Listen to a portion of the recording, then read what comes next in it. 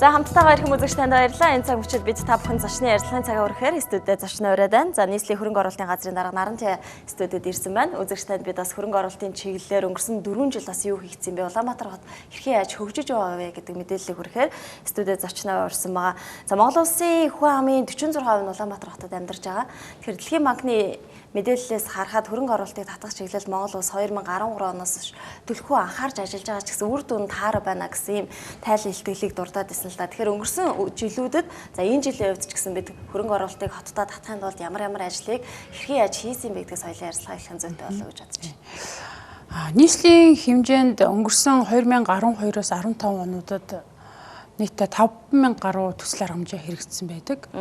За хувийн хвшлийн хөрөнгө оруулалтыг оролцуулахгүйгээр нийслэлийн нутаг дэвсгэрийн хэмжээнд хийгдсэн бүтээн байгуулалт маань 2.2 их найт төгрөгөд бол багтж байгаа. За үүний 39% нь нийслэлийн төсвийн хөрөнгөөр, 26% нь улсын төсвийн хөрөнгөөр, за 26.2% нь мөн хөгжлийн банкны бондоор одоо бүтээн байгуулалтын ажлыг бол хийгдсэн байдаг. Тэгэхээр өмнөх онуудад бид нар бүтээн байгуулалтын ажлыг зөвхөн төсвийн хөрөнгөөр хэрэгжүүлэхээс гадна одоо үр ашигтай ирээдүйдээ нийгмийн эдийн засгийн үр ашгийг өгөх одоо өндөр одоо юутай өгөөжтэй хөрөнгө оруулалтынхаа чиглэлд бол бид нар хөрөнгийг босгох тийм ээ хөрөнгийн их усрыг босгох чиглэлээр бол төлхөө анхаарч ажилласан. Үүний үр дүнд бол өнгөрсөн хугацааны бүтээн байгуулалтын ажил хийсэн. Ялангуяа авсан салбарт төлхөө хөрөнгө оруулалтын ажил хийгдсэн. Нийслэлийн хэмжээнд 33 уул зур байгаа. За томоохон 20-30 жил болсон төв магистрал замуудыг бол зассан, та бүхэн мэдж байгаа цуслангийн замууд тийм ээ. За мөн төв замын өргөтгөл шинжилэлт энэ ажлыг бол илүү төлхөө бондын хөрөнгөөр хийсэн байгаа. Ер нь бол бид 2013 оноос эхлээд энэ хотыг бол төлөвлөлтөөр зохион байгуулалтаар за мөн ирээдүйн үр өгөөжийг тооцож хөрөнгө оруулалтаа төлөвлөж гүйцэтгэдэг болж байгаа. 2013 оны 1 сард улсын их хурлаар Улаанбаатар хотыг 2020 он хүртэл ерөнхий төлөвлөгөө болон 2030 он хүртэл хөгжлийн чиг хандлагаа хуульчлан батлуулад за энэ ерөнхий төлөвлөгөөнийхөө хүрээнд хөрөнгө оруулалтынхаа төсөл арга хэмжээнүүдийг бид нэр төлөвлөж гүйцэтгэж хянаж ирсэн байгаа. Бид нар бас мэдээлэл харж байхад нийслэлийн хөрөнгө оруулалтын газар иргэдийнхээ энэ санал сэтгэлд тулгуурлаад бүтээн байгуулалтаа цаашдаа юунд хийх вэ гэдгээ бас эренбэлдэг болсон гэсэн ийм мэдээлэл явж ирсэн. Тэгвэл өнгөрсөн 4 жилийн хугацаанд ер нь нийслэл хотод хэд орчим төгрөгийн хөрөнгө оруулалт хийгдсэн, бүтээн байгуулалтыг нь хэд орчимд нь зарцуулсан гэсэн мэдээлэлээ соёлоо танилцуулъя. Ер нь бид хөрөнгө оруулалтаа төлөвлөхдөө хамгийн түрүүн иргэдийнхээ санаачлагыг авъя.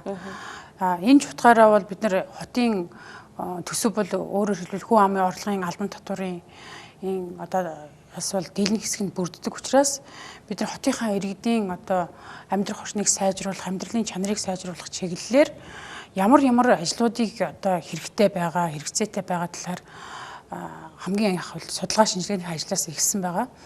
152 хороогныхоо дарганаар болон иргэдтэй хамтраад яг тухайн хороонд хэрэгтэй байгаа хөрөнгө оруулалтын ажлуудын судалгааг гаргаад за иргэдийнхэн одоо саналаар эренблээд за мөн цаашлах юм бол иргэдийн эрүүл аюулгүй байдлын индекс болоод тухайн одоо хороодын амьдрах орчны судалгааг одоо иргэдтэйгээ хамтарч хийж боловсруулж баталсан байгаа.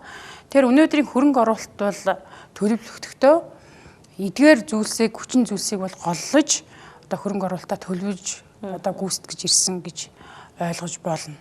Хэд орчим одоо бүтээн байгуулалтын ажил хийгдсэн бай. Мэдээж тоогоор илэрхийлээ. Ер нь бол нийслэлийн нутаг дэвсгэр дээр нийтдээ бол 2.2 их найт төгрөгийн 5000 гаруй төсөл арга хэмжээ хэрэгжсэн байгаа. Тийм. Эдгээр арга хэмжээнүүдийг бол дандаа тойлоо салбараар нь аваад үзвэл салбарт илүү ер нь одоо ингээд иргэдийн санаачлаг болоод энэ амьдрах орчны зураглал за мөн иргэдийн маань эрүүл аюулгүй байдлын индексийн үзүүлэлтийг харахад бол боловсролын салбар бол тэргүүлэх чиглэлтэй байсан. Өөрөөр хэлбэл сургууль цэцэрлэгийн хүрэлцээ бол илүү хангалтгүй байсан гэж болно тийм. Тэгсэн. Мөн дараагийнх нь бол эрүүл мэндийн салбар байсан. За мөн дараагийнх нь бол зам харгуу. Тэгээ бусад бол тогтчлтын асуудлууд бол байсан байгаа. Жишээ нь бол 2011-ээс 12 оны хичээлийн жилд нийт одоо сургуулийн болон цэцэрлэгийн насны хүүхдүүдийн хамрагдалт бол 69.3% байсан. За 2012-оос 15 онуудад яг нийслэлийн хэмжээнд 96 сургууль цэцэрлэг мөн бага сургууль цэцэрлэгийн цогцлбор өргөтгөлүүдийн барилгын ажлыг бол ашиглалтанд оруулж хүлээлгэж өгсөн. За үүгээрээ бол 18 мянган хүүхдийн сургууль, за 7600 хүүхдийн цэцэрлэгийн хүчин чадал бол нэмэгдсэн байгаа. За ингээд ирэхээр бол цэцэрлэг хамрагдалт бол 79.7% болж өссөн байгаа. Тийм. 10 гаруй хувиар нэмэгдчихсэн байна тийм үү? Мөн бол бидний бас өмнө тулгамдаад байгаа бас нэг асуудал бол хөрөн мөнгөний шийдчихсэн хэрнээ газрын асуудал шийдэгдэхгүй байгаад одоо 2-3 жил он дамжиж одоо хэрэгжиж байгаа ажлууд байгаа. Жишээлбэл бид нар нийслэлийн хэмжээнд 89 бага сургууль цэцэрлэгийн цогцлборыг байгуулахаар засгийн газрын концесс болоод нийслэлийн төсвөөр бол хэрэгжүүлэхээр төлөвлөөд 16 нь бол нийслэлийн төсвөөр хэрэгжээд ашиглалтанд орж байна. 72 бага сургууль цэцэрлэгийн цогцлборын хувьд бол засгийн газрын дэргэдэх хөрөнгө оруулалтын газар дээр сонгон шалралт нь явагдаад за гэрээ контрактын асуудал бол шийдэгдсэн байгаа. За гэвч бидний өмнө бол газрын асуудал бол том хүндрэлтэй байна. Газар чөлөөлтийн асуудал, сул чөлөөтэй газар. Дээрээс нь бидний төлөвлөөд байсан тэр 89 бага сургууль цэцэрлэгийн байршлын дээрх газар бол илүү төлхөө одоо хүндрэлтэй байгаа. За бид нар 89 бага сургуулийг анх төлөвлөхдөө хүүхдийг гэрээсээ 500 м зайд хичээлдээ сургуультай явдаг энэ боломжийг хангагддаг ийм зорилгын дор бол бага сургууль цэцэрлэгийн цогцлборыг бол бид нар анх санаачилж бол хийж гисэн байгаа. Тэгээд одоо газар нь байдаггүй хөрөнгө мөнгөнд бэлэн байгаа энэ хэсэг дээр яаж зохицуулалт хийж байна? Бидний хувьд бол газар чөлөөлтийн зардал дээр бол улсаас гаргах за мөн хувийн хвшлийн болон иргэдийн санал санаачлагыг бас хүлээж авч одоо сургууль цэцэрлэгийн газрыг чөлөөлсөн тохиолдолд нь бид нар сургууль цэцэрлэгээ байршуулах шийдвэрийг бол гаргасан байгаа. Тэгэхээр цааш ч гэсэн бид нар энэ өмнө нь одоо замбраагүй газар олголт тийм ээ замбраагүй төлөвлөлттэй холбоотойгоор өнөөгийн сургууль цэцэрлэгийн хүрэлцээ хангамж за байшил зүйн хувьд ч гэсэн тохиромжгүй байгаа энэ асуудлыг бол одоо энэ ерөнхий төлөвлөгөөтэйгээ уялдуулж одоо хатуу чанд мөрдөх замаар л бид нэр зохицуулна гэсэн ийм шийдвэрийг бол иргэдийн уралж гаргасан засаг даргын тамирын газарч гаргасан байна. Түрүүн хэллээ та иргэдийнхаа хүсэл сонирхолд нийцээд бүтээн байгуулалтын ажлуудыг хийж байна гэж иргэд сургууль цэцэрлэг шаардлагатай байна гэж үзсэн байна. За дээрээс нь зам харгуй хэрэгтэй байна гэж үзсэн байна. Нөгөөдгөөр бас орон сууцтай холбоотой асуудлыг байнгын хүсч идэг гэр хороолд амьдарч байгаа иргэд маань. Гэр хорооллын дахин төлөвлөлт өнгөрсөн 4 жилийн хугацаанд бол нэлээд нийслэл хотын бүтээн байгуулалтын цөм болж явсан шүү дээ. Тэгэхээр энэ хугацаанд яг ямар хөө ажлууд хийгдсэн гэж та дүгнжлэх. Нийслэлийн орон сууцны хөтөлбөр иргэдийн хурлаар батлагдсанаас хойш 5 чиглэлийн хөтөлбөр хэрэгжиж байгаа. За түүний нэг нь бол гэр хорооллын дахин төлөвлөлт байгаа юм.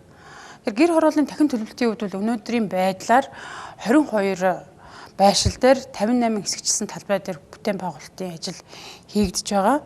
За Улаанбаатар хотын нийслэлийн зүгээс бол тухайн байшилд бол инженерийн шугамшилжийг бол гол магистралуудыг бол татах энэ ажлыг бол зохион байгуулад хөрөнгө мөнгөө зарцуулаад явж байгаа.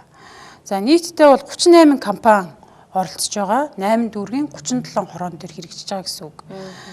Тэгэхээр өнгөрсөн хугацаанд 7300 айлын орон сууц бол баригдаж эхэлсэн.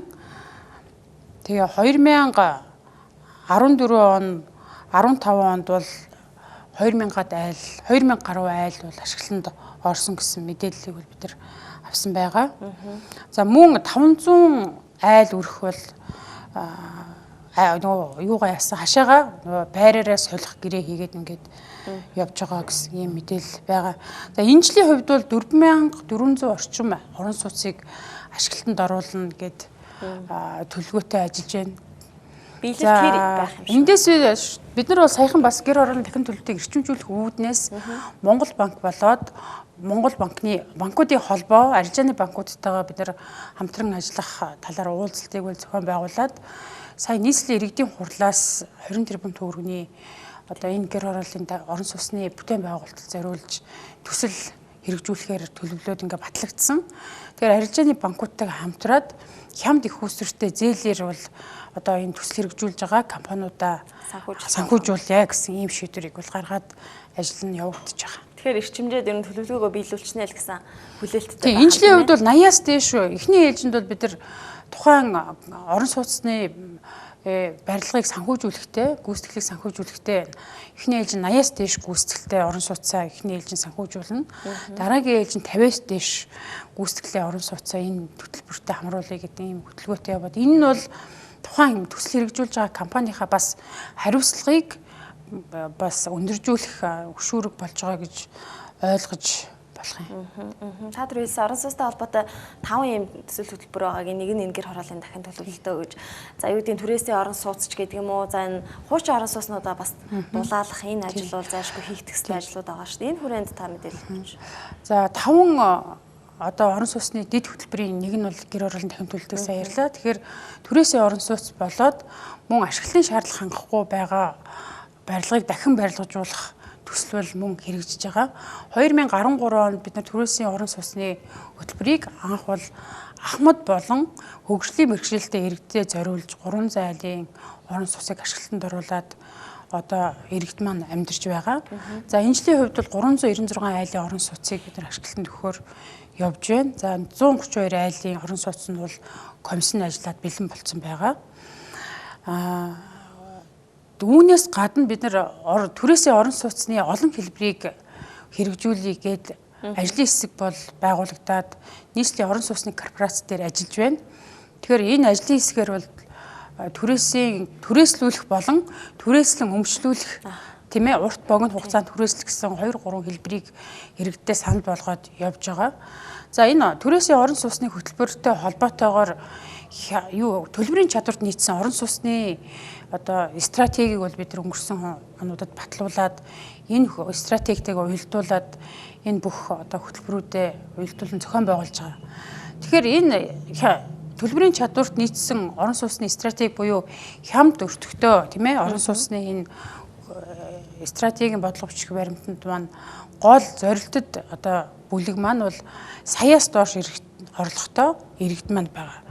Өөрөөр хэлбэл өнөөдөр 30% байрныхаа 30%-ийг бүрдүүлж чадахгүй, хуримтлуулж чадахгүй байгаа хэрнээ саяас доош орлоготой, тогтмол орлоготой түрээсээр байранд тийм ээ түрээсийн байранд амьдраад байгаа маш олон иргэд байгаа л да.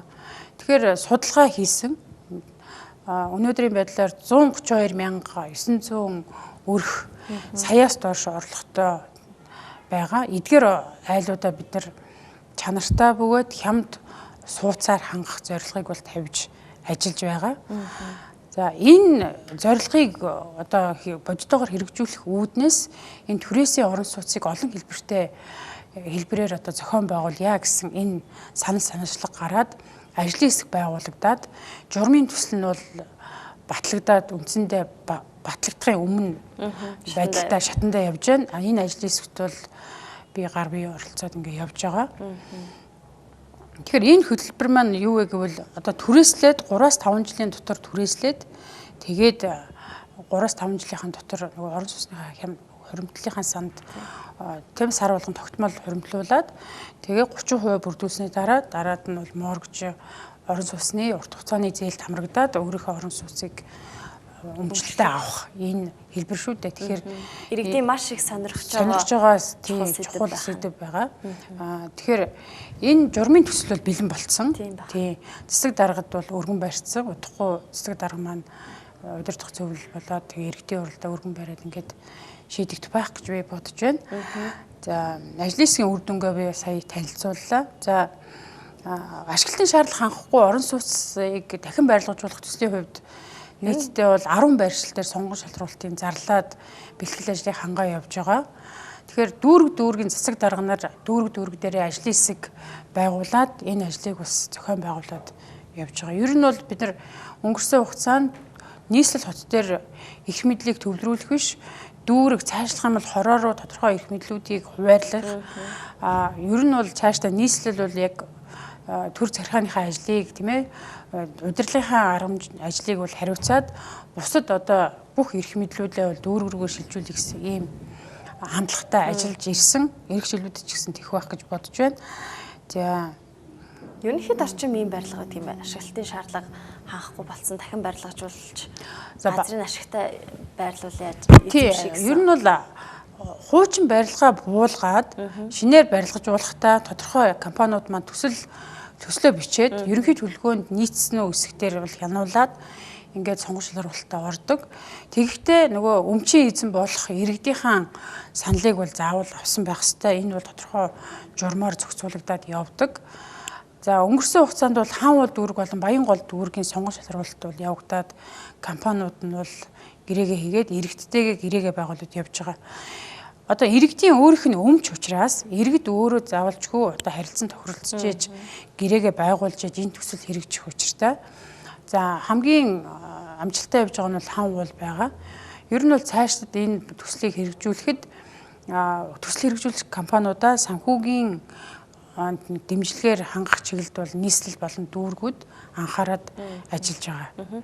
Одоо бид бүхэн хардаг шүү дээ. Одоо энэ 45 мянган ч гэдэг юм уу. Тэгээ хуучны гэсэн тодтолтой байрнууд бүгд гадна талдаа дулаалга хийцэн харагддаг. Айлууд өөрсдөө зохион байгуулалтанд ороод. Энийг яг нэгдсэн зохион байгуулалтаар хийх гэдэг нь гэж ойлгож болох уу? Дулаалга гэдгийг. Тийм.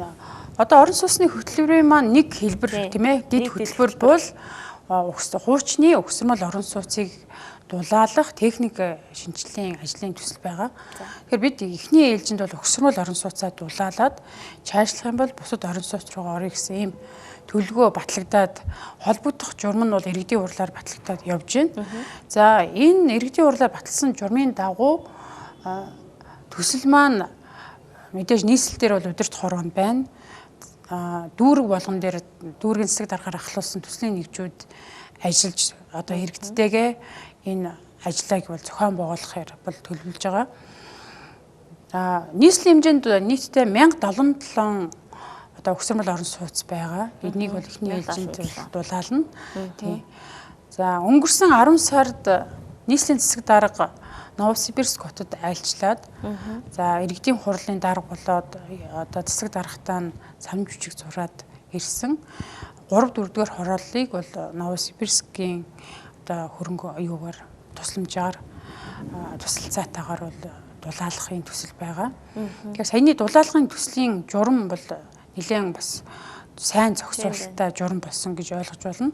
За 3-4-р хорооллыг жишээ нь дулаалаад дулааны их усүртэй болчих юм бол тэр дулааны их усүр нь бол дахиад нэг 3-4-р хорооллыг дулаалах хэмжээний их усүрийг бол одоо хэмнэж чадах ийм сайн төсөл байгаа. Тэгэхээр иргэд талдаа бас нэлээд ач холбогдолтой. Ганцхан энэ чинь гадна талын фасадыг дулаалах биш.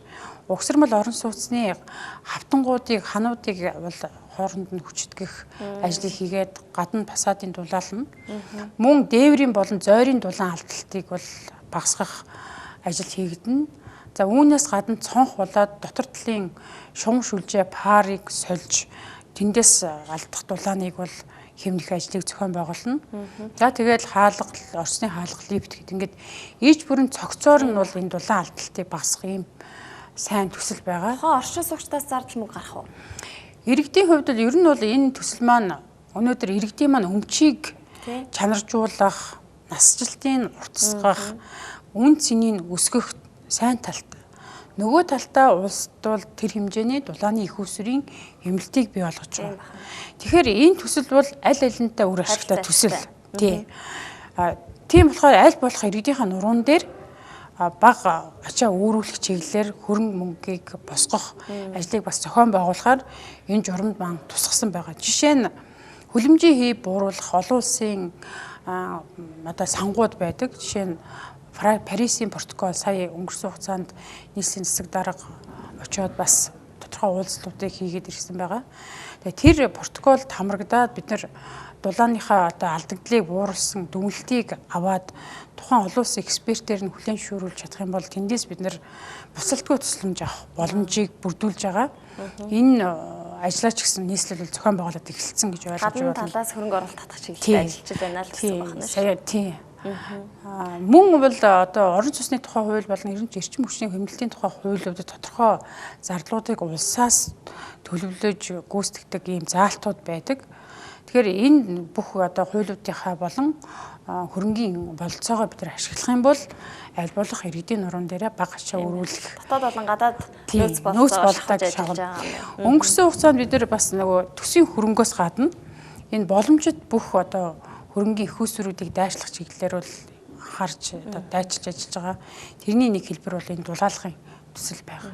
Концессийн гэрээгээрч гэдэг юм уу? Тийм, одоо хувийн хвшлийн хөрөнгө оруулалтаар төр хувийн хвшлийн түншлэлээр за гадны болж өгвөл одоо тусламжаар. За мөн өрнөдөр өгөөчтэй хөрөнгө оруулалтаа бол одоо хямд урт хугацааны их усрээр эргээд бас буцаад үржихаараа төлөгдөх тэр болцлыг бол хангасан энэ төслүүдээ бол санхүүжүүлж байгаа. Дид бүтцийг хөгжүүлэх чиглэлд ер нь ямар ажлуудыг төлөвлөж хийж байгаа вэ? Дид бүтцийг хөгжүүлэх чиглэлээр бол бид нар олон чиглэлээр ажиллаж байгаа. Ер нь бол 2020 он хүртэл одоо хөгжүүлэх ерөнхий төлөвлөгөөнд Улаанбаатар хотыг нэг төвөөс 8 дид төвтэй болгоё гэсэн ийм төлөвлөгөө батлагдсан. Тэгэхээр одоогийн байдлаар бол 8 дид төвийн 2 дид төвийн ажил эхлээд байна. Баян хушуу Сэлб дид төвийн. За Азийн хөгжлийн банк болон бусад Европын сэргээн босголтын банк бусад их усрээр хэрэгжиж байгаа. Тэгэхээр бусад 6 дид төвийн ажил бол өмнө байгаа. Үүнээс гадна олон жил 20-30 жил одоо гар хүрээгүй том магистраль шумуудыг бид нар өргөтгөж шинжилсэн. Мөн гэр хорооллын дахин төлөвлөлтийн чиглэлээр бид нар бас маш их одоо дид бүтцийн бүтээн байгуулалтыг бол өнгөрсөн хугацаанд хийсэн байгаа. За үүний нэг жишээ нь бол та бүхэн мэдж байгаа өнгөрсөн 100 бид нар 3А-ийн магистралыг тийм маш богино хугацаанд маш чанартай сайн гүйцэтгэж чадсан байгаа. Ер нь бол өнөөдөр Улаанбаатар хотын маань шугам шүлжээ бол маш насжилт өндөртэй болсон. Бид нар энэ бүх шугам шүлжээгээ дахин шинжилж өргөтгөх шаардлага бол яа харахгүй бий болоод байгаа гэж. Одооноос эхлээл халуус тасраад эхэлсэн хүмүүс яагаад бид жил болгон 100-ны үйлрэлд ийм одоо асуудалтай тулгарх ёстой юм бэ гэж асуугаад байдаг ш. Мэдээж нэг дор мөнгө нь байвал нэг дор их боломжтой. Яг уу график төлөвлөгөөгөө сайн гаргах юм бол гисэн хэдийч бид нар чинь яг төсвийн орлого маань яг тоотой хэмжээтэй байдаг. Гагцгүй тэр төсвийн орлогоо хэрхэн яаж зөв төлөвлөж өөр өгөөжтэй байх уу гэдг нь чухал. Гэхдээ бас энэ томоохон төслүүд дээр үнэхээр иргэд маань зөвшөөрөх юм бол бас их усрыг татаж энэ ажлуудыг зохион байгуулах боломжтой гэдгийг бол өнгөрсөн хугацаанаас бол харж болох юм л да. Бүтээн байгуулалтад нийслэлд хийгдээд байна. За хөрөнгө оруулалт гэсэн татагдаж орж ирж байна. Бүтээн байгуулалтад хувь нэмрээ оруулж байна. Ер нь энэ хөрөнгө оруулалтад хэр зөв ашигтай яг хүрэх ёстой газараа хүрч байна гэдэг дээр бол нийслэлийн хөрөнгө оруулалтын газар хяналт тавьж ажиллаж байгаа шүү дээ. Хяналт шалгалт тавилтыг яаж хийж байгаа вэ? Нийслэлийн хөрөнгө оруулалтын газар бол авто замын газартайгаа хамтраад нийслэлээр хэрэгжиж байгаа бүхэл бүтээн байгуулалтын ажлыг одоо барилгын норм стандарт тийм ээ бусад одоо стандартуудыг одоо хангаж барьж байгаа хэсэг дээр бол хяналт тавьдаг мэргэжлийн байгууллагатай. Өмнөх одоо онуудад бол бид нар энэ стандартаа бол нэлээд сайжруулсан. За барилгын одоо ажлыг эхлэхээс ахуулаад зураг цэцгийг боловсруулахаас ахуулаад захиалагч байгууллага болон иргэдийн хүсэл санаачлагыг бол тусгаж байгаа. Мөн одоо яг инженер техникийн ажилтнуудын ажлын одоо стандарт үе шат ажлын урсгалыг бид нэр тодорхой болгосон. Мөн тухайн ажилтнуудын маань чиг үүрэг болон хариуцлагыг бол маш тодорхой болгосон учраас шат шатандаа бол энэ бүтээн байгуулалтын ажил бол норм дүрм стандартаараа бол явагдаж байгаа. За бид нар өнгөрсөн хугацааныхаа бүтээн байгуулалтын чанарыг бид нар өнгөрсөн жил дүүргийнхаа одоо та засаг даргын хамгийн газрынхантай мөн хороодуудтайгаа хамтраад дүгнэлт хийсэн байгаа. Судалгаа хийгээд 2013, 14, 15 онуудад хийгдэж байгаа бүтээн байгуулалтын ажил газар дээр хэр чанартай болсон байна, хэр удаан хилэгдэж байна гэдэг дээр бол бүгд одоо хамтраа судалгаа хийгээд дүгнэлтээ гаргасан байгаа. Тэгэхээр өнгөрсөн хугацаанд бол чанар бол маш сайжирсан гэсэн үнэлгээ авсан. Ер нь бол нэг 90 орчим хувь бол чанартай хэвэн байна гэсэн. За тэгэхээр үлдсэн 10% дээр бол бид нэр сайжруулах шаардлагатай байна гэсэн дүгнэлтээ гаргаад ажиллаж байгаа. За нийслэлийн авто замын хувьд бол тийм ээ бас нийслэл хэрэгжиж байгаа авто замын барилга байгууламж, гүүрэн барилга байгууламж дээр бол чанарын хяналтыг авдаг мэргэжлийн байгууллага ажиллаж байгаа. Ер нь ингээл бүтээн байгуулалт хийгдээд байна. За тэгээд чанарын хяналтыг тавьж ажиллаад байна тийм ээ. Ер нь цаашдаа одоо энэ та түр хэлсэн л дээ хувийн хвшлэл болоод концессийн гэрээгээд томоохон төсөл хөтөлбөрүүд хэрэгжиж байгаа. Бид аль болох нөөц болцоогоо шавхаал Улаанбаатар хотод бүтээн байгуулалтыг хийгээд байна гэж.